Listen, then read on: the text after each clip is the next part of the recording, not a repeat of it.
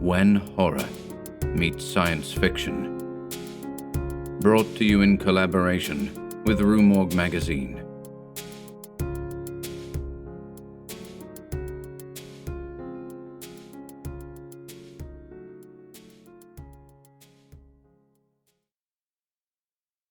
The Voice in the Night by William Hope Hodgson. It was a dark, starless night. We were becalmed in the northern Pacific. Our exact position I do not know, for the sun had been hidden during the course of a weary, breathless week by a thin haze which had seemed to float above us, about the height of our mastheads, at whiles descending and shrouding the surrounding sea. With there being no wind, we had steadied the tiller, and I was the only man on deck. The crew, consisting of 2 men and a boy, were sleeping forward in their den, while Will, my friend, and the master of our little craft, was aft in his bunk on the port side of the little cabin. Suddenly, from out of the surrounding darkness, there came a hail, "Schooner, ahoy!" The cry was so unexpected that I gave no immediate answer, because of my surprise. It came again, a voice curiously throaty and inhuman, calling from somewhere upon the dark sea away on our port broadside. "Schooner, ahoy!" "Hello," I sung out, having gathered my wits somewhat. "What are you? What do you want?" "You need not be afraid," answered the queer voice, having probably noticed some trace of confusion in my tone. "I'm only an old man." The pause sounded oddly, but it was only afterwards that it came back to me with any significance. "Why don't you come alongside, then?" I queried somewhat snappishly, for I liked not his hinting at my having been a trifle shaken. I can't. It wouldn't be safe. The voice broke off, and there was silence. "What do you mean?" I asked, growing more and more astonished. "Why not safe? Where are you?" I listened for a moment, but there came no answer. And then, a sudden indefinite suspicion of I knew not what, coming to me, I stepped swiftly to the binnacle and took out the lighted lamp. At the same time, I knocked on the deck with my heel to waken Will. Then I was back at the side, throwing the yellow funnel of light out into the silent immensity beyond our rail. As I did so, I heard a slight, muffled cry, and then the sound of a splash as though someone had dipped oars abruptly. Yet I cannot say that I saw anything with certainty, save, it seemed to me, that with the first flash of the light there had been something upon the waters, where now there was nothing. "Hello there," I called. "What foolery is this?" But there came only the indistinct sounds of a boat being pulled away into the night. Then I heard Will's voice, from the direction of the after scuttle. "What's up, George?" "Come here, Will," I said. "What is it?" he asked, coming across the deck. I told him the queer thing which had happened. He put several questions. Then, after a moment's silence, he raised his hands to his lips and hailed, "Boat, ahoy!" From a long distance away there came back to us a faint reply, and my companion repeated his call. Presently, after a short period of silence, there grew on our hearing the muffled sound of oars, at which Will hailed again. This time there was a reply. "Put away the light." "I'm damned if I will," I muttered, but Will told me to do as the voice bade, and I shoved it down under the bulwarks. "Come nearer," he said, and the oar strokes continued. Then, when apparently some half-dozen fathoms distant, they again ceased. "Come alongside," exclaimed Will. "There's nothing to be frightened of aboard here. Promise that you'll not show the light?" "What's to do with you?" I burst out, "that you're so infernally afraid of the light?" "Because," began the voice, and stopped short. "Because what?" I asked quickly. Will put his hand on my shoulder. "Shut up a minute, old man," he said in a low voice. "Let me tackle him." He leant more over the rail. "See here, mister," he said. "This is a pretty queer business. You coming upon us like this, right out in the middle of the blessed Pacific. How are we to know what sort of a hanky-panky trick you're up to? You say there's only one of you. How are we to know unless we get a squint at you, eh? What's your objection to the light, anyway?" As he finished, I heard the noise of the oars again, and then the voice came, but now from a greater distance, and sounding extremely hopeless and pathetic. I'm sorry. I would not have troubled you, only I am hungry, and so is she. The voice died away, and the sound of the oars dipping irregularly was borne to us. "Stop," sung out Will. "I don't want to drive you away. Come back. We'll keep the light hidden if you don't like it." He turned to me. "It's a damned queer rig, this, but I think there's nothing to be afraid of." There was a question in his tone, and I replied, "No, I think the poor devil's been wrecked around here and gone crazy." The sound of the oars drew nearer. "Shove that lamp back in the binnacle," said Will. Then he leaned over the rail and listened. I replaced the lamp and came back to his side. The dipping of the oars ceased some dozen yards distant. "Won't you come alongside now?" asked Will in an even voice. "I've had the lamp put back in the binnacle." I cannot," replied the voice. "I dare not come nearer. I dare not even pay you for the provisions." "That's all right," said Will, and hesitated. "You're welcome to as much grub as you can take." Again he hesitated. "You are very good," exclaimed the voice. "May God, who understands everything, reward you." It broke off huskily. The lady?" said Will abruptly. "Is she—" "I've left her behind upon the island," came the voice. "What island?" I cut in. "I know not its name," returned the voice. "I would to God—" It began and checked itself as suddenly. "Could we not send a boat for her?" asked Will at this point. "No," said the voice, with extraordinary emphasis. "My God, no!" There was a moment's pause.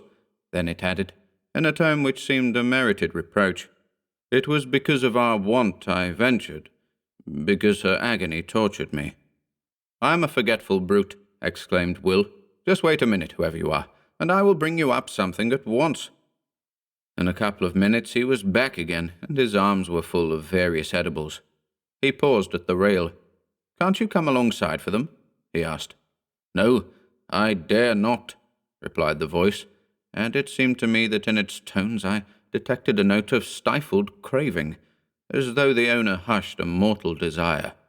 It came to me then in a flash that the poor old creature out there in the darkness was suffering for actual need of that which Will held in his arms, and yet, because of some unintelligible dread, refraining from dashing to the side of our little schooner and receiving it. And with the lightning-like conviction, there came the knowledge that the invisible was not mad, but sanely facing some intolerable horror. "Damn it, Will," I said, full of many feelings, over which predominated a vast sympathy. "Get a box. We must float off the stuff to him in it." This we did, propelling it away from the vessel out into the darkness by means of a boat-hook. In a minute a slight cry from the invisible came to us, and we knew that he had secured the box.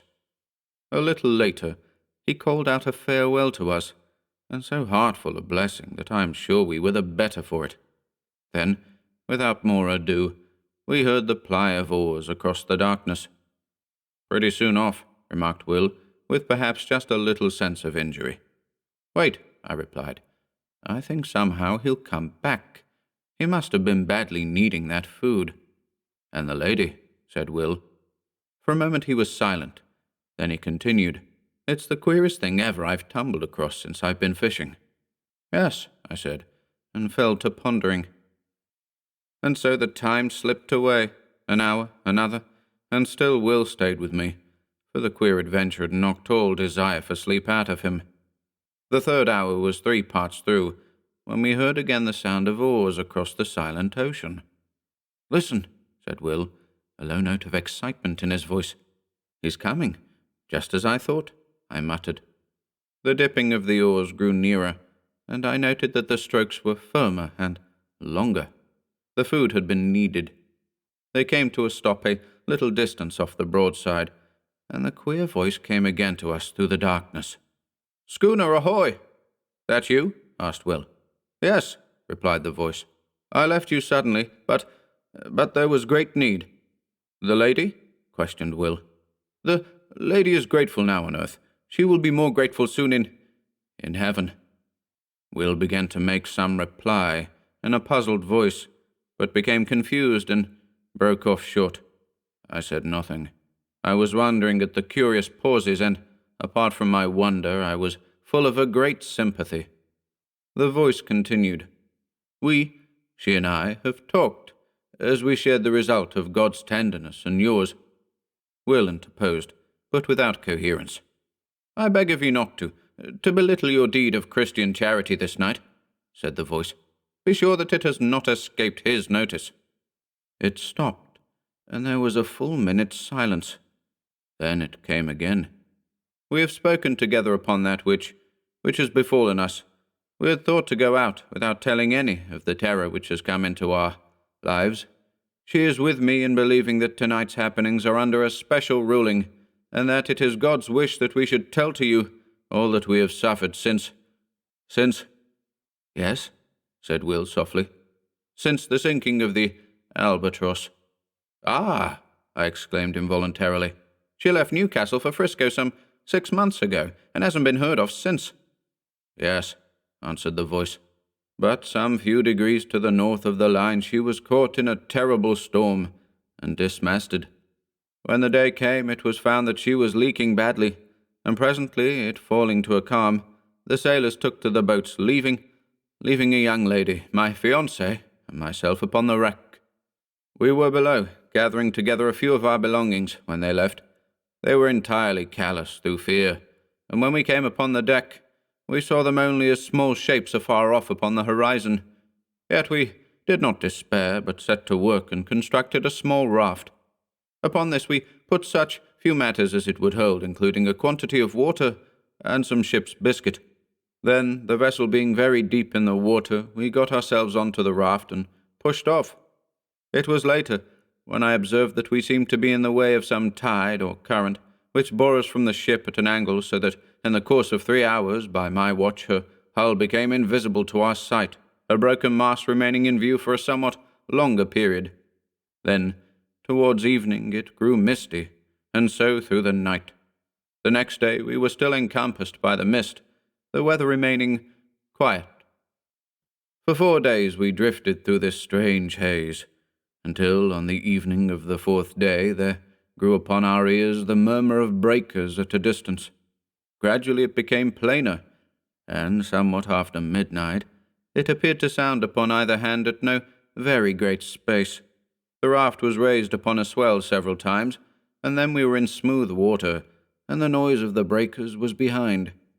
When the morning came, we found that we were in a sort of great lagoon, but of this we noticed little at the time, for close before us, through the enshrouding mist, loomed the hull of a large sailing vessel. With one accord, we fell upon our knees and thanked God, for we thought that here was an end to our perils. We had much to learn. The raft drew near to the ship, and we shouted on them to take us aboard, but none answered. Presently the raft touched against the side of the vessel, and, seeing a rope hanging downwards, I seized it and began to climb.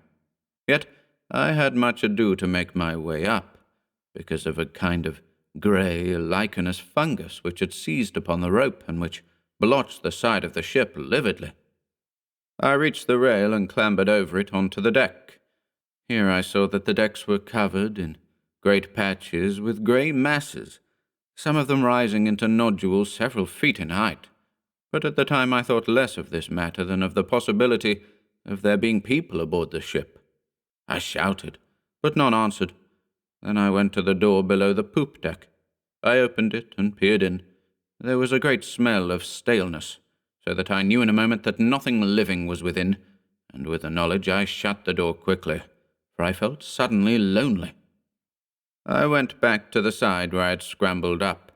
My sweetheart was still sitting quietly upon the raft. Seeing me look down, she called up to know whether there were any aboard of the ship.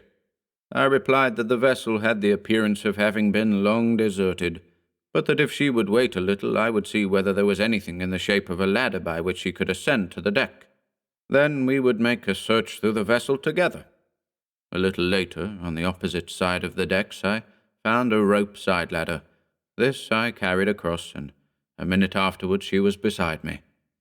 Together we explored the cabins and apartments in the after part of the ship, but nowhere was there any sign of life. Here and there, within the cabins themselves, we came across odd patches of that queer fungus, But this, as my sweetheart said, could be cleansed away. In the end, having assured ourselves that the after portion of the vessel was empty, we picked our ways to the bows, between the ugly grey nodules of that strange growth, and here we made a further search, which told us that there was indeed none aboard but ourselves. This being now beyond any doubt, we returned to the stern of the ship and proceeded to make ourselves as comfortable as possible. Together we cleared out and cleaned 2 of the cabins, and after that I made examination whether there was anything eatable in the ship.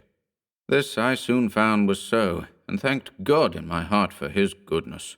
In addition to this, I discovered the whereabouts of the fresh water pump, and having fixed it, I found the water drinkable, though somewhat unpleasant to the taste. For several days we stayed aboard the ship, without attempting to get to the shore. We were busily engaged in making the place habitable, yet even thus early we became aware that our lot was even less to be desired than might have been imagined. For though, as a first step, we scraped away the odd patches of growth that studded the floors and walls of the cabins and saloon, yet they returned almost to their original size within the space of 24 hours, which not only discouraged us, but gave us a feeling of vague unease. Still, we would not admit ourselves beaten, so set to work afresh, and not only scraped away the fungus, but soaked the places where it had been with carbolic, a canful of which I had found in the pantry. Yet, by the end of the week, the growth had returned in full strength, and, in addition, it had spread to other places, as though our touching it had allowed germs from it to travel elsewhere. On the 7th morning, my sweetheart woke to find a small patch of it growing on her pillow, close to her face. At that she came to me, so soon as she could get her garments upon her. I was in the galley at the time, lighting the fire for breakfast. "Come here, John," she said, and led me aft. When I saw the thing upon her pillow, I shuddered, and then and there we agreed to go right out of the ship and see whether we could not fare to make ourselves more comfortable ashore.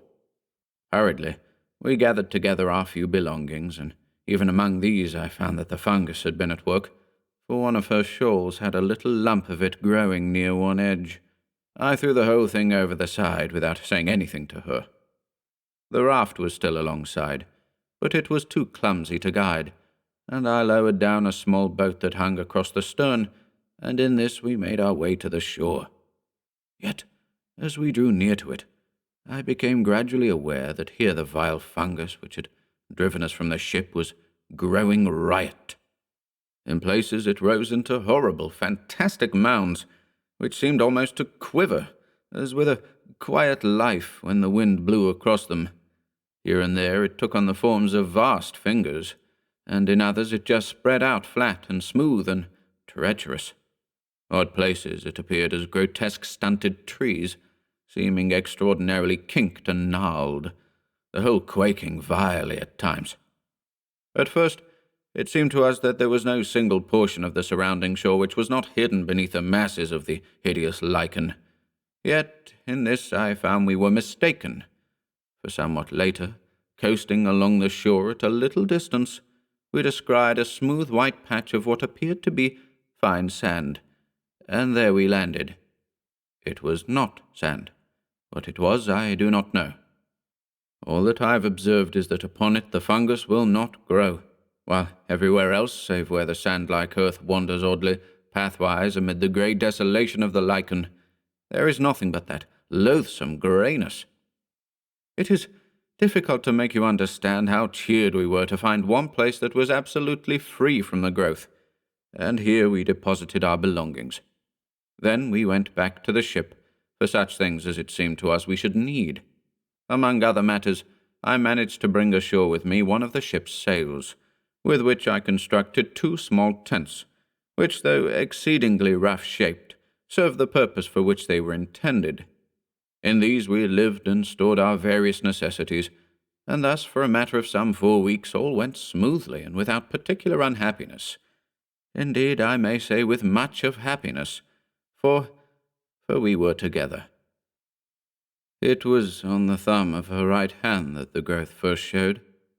It was only a small circular spot, much like a little grey mole. My God, how the fear leapt to my heart when she showed me the place. We cleansed it between us, washing it with carbolic and water. In the morning of the following day she showed her hand to me again. The grey, warty thing had returned. For a little while we looked at one another in silence. Then, still wordless, we started again to remove it. In the midst of the operation she spoke suddenly. "What's that on the side of your face, dear?" Her voice was sharp with anxiety. I put my hand up to feel. "There, under the hair by your ear, a little to the front a bit." My finger rested upon the place, and then I knew. "Let us get your thumb done first," I said, and she submitted, only because she was afraid to touch me until it was cleansed. I finished washing and disinfecting her thumb, and then she turned to my face. After it was finished, we sat together and talked a while of many things, for there had come into our lives sudden, very terrible thoughts. We were all at once afraid of something worse than death. We spoke of loading the boat with provisions and water and making our way out onto the sea, yet we were helpless for many causes, and the growth had attacked us already. We decided to stay. God would do with us what was His will. We would wait. A month, 2 months, 3 months passed, and the places grew somewhat, and there had come others. Yet we fought so strenuously with the fear that its headway was but slow, comparatively speaking. Occasionally we ventured off to the ship for such stores as we needed. There we found that the fungus grew persistently. One of the nodules on the main deck became soon as high as my head. We had now given up all thought or hope of leaving the island. We had realized that it would be unallowable to go among healthy humans with the things from which we were suffering. With this determination and knowledge in our minds, we knew that we should have to husband our food and water, for we did not know at that time, but that we should possibly live for many years. This reminds me that I have told you that I am an old man. Judged by the years, this is not so, but... He broke off, then continued somewhat abruptly. As I was saying, we knew that we should have to use care in the matter of food, but we had no idea then how little food there was left of which to take care. It was a week later that I made the discovery that all the other bread tanks, which I had supposed full, were empty, and that, beyond odd tins of vegetables and meat and some other matters, we had nothing on which to depend but the bread in the tank which I had already opened. After learning this, I bestirred myself to do what I could, and set to work at fishing in the lagoon, but with no success. At this I was somewhat inclined to feel desperate until the thought came to me to try outside the lagoon, in the open sea. Here at times I caught odd fish, but so infrequently that they proved of but little help in keeping us from the hunger which threatened. It seemed to me that our deaths were likely to come by hunger, and not by the growth of the thing which had seized upon our bodies. We were in this state of mind when the 4th month wore out, when I made a very horrible discovery. One morning, a little before midday, I came off from the ship with a portion of the biscuits which were left. In the mouth of her tent I saw my sweetheart sitting, eating something. "What is it, my dear?" I called out as I leapt ashore. Yet on hearing my voice, she seemed confused and, turning, slyly threw something towards the edge of the little clearing. It fell short, and, a vague suspicion having arisen within me, I walked across and picked it up. It was a piece of the grey fungus. As I went to her with it in my hand, she turned deadly pale, then rose red. I felt strangely dazed and frightened. My dear," I said, and could say no more. Yet at words she broke down and cried bitterly. Gradually, as she calmed, I got from her the news that she had tried it the preceding day and liked it. I got her to promise on her knees not to touch it again, however great our hunger. After she had promised, she told me that the desire for it had come suddenly, and that until the moment of desire she had experienced nothing towards it but the most extreme repulsion. Later in the day, feeling strangely restless, and much shaken with the thing which I had discovered, I made my way along one of the twisted paths, formed by the white, sand-like substance, which led among the fungoid growth. I had once before ventured along there, but not to any great distance. This time, being involved in perplexing thought, I went much further than hitherto. Suddenly, I was called to myself by a queer hoarse sound on my left. Turning quickly, I saw that there was movement among an extraordinarily shaped mass of fungus close to my elbow. It was swaying uneasily, as though it possessed life of its own. Abruptly, as I stared, the thought came to me that the thing had a grotesque resemblance to the figure of a distorted human creature. Even as the fancy flashed into my brain, there was a slight, sickening noise of tearing, and I saw that one of the branch-like arms was detaching itself from the surrounding grey masses and coming towards me. The head of the thing, a shapeless grey ball, inclined in my direction. I stood stupidly, and the vile arm brushed across my face. I gave out a frightened cry and ran back a few paces. There was a sweetish taste upon my lips where the thing had touched me. I licked them, and was immediately filled with an inhuman desire. I turned and seized a mass of the fungus. Then more and more. I was insatiable. In the midst of devouring, the remembrance of the morning's discovery swept into my mazed brain. It was sent by God. I dashed the fragment I held to the ground. Then, utterly wretched and feeling a dreadful guiltiness, I made my way back to the little encampment. I think she knew, by some marvelous intuition which love must have given, so soon as she set eyes on me. Her quiet sympathy made it easier for me, and I told her of my sudden weakness, yet I omitted to mention the extraordinary thing which had gone before. I desired to spare her all unnecessary terror. But, for myself, I had added an intolerable knowledge, to breed an incessant terror in my brain, for I doubted not but that I had seen the end of one of those men who had come to the island in the ship in the lagoon, and in that monstrous ending I had seen our own. Thereafter we kept from the abominable food, though the desire for it had entered into our blood. Yet our drear punishment was upon us, for day by day, with monstrous rapidity, the fungoid growth took hold of our poor bodies.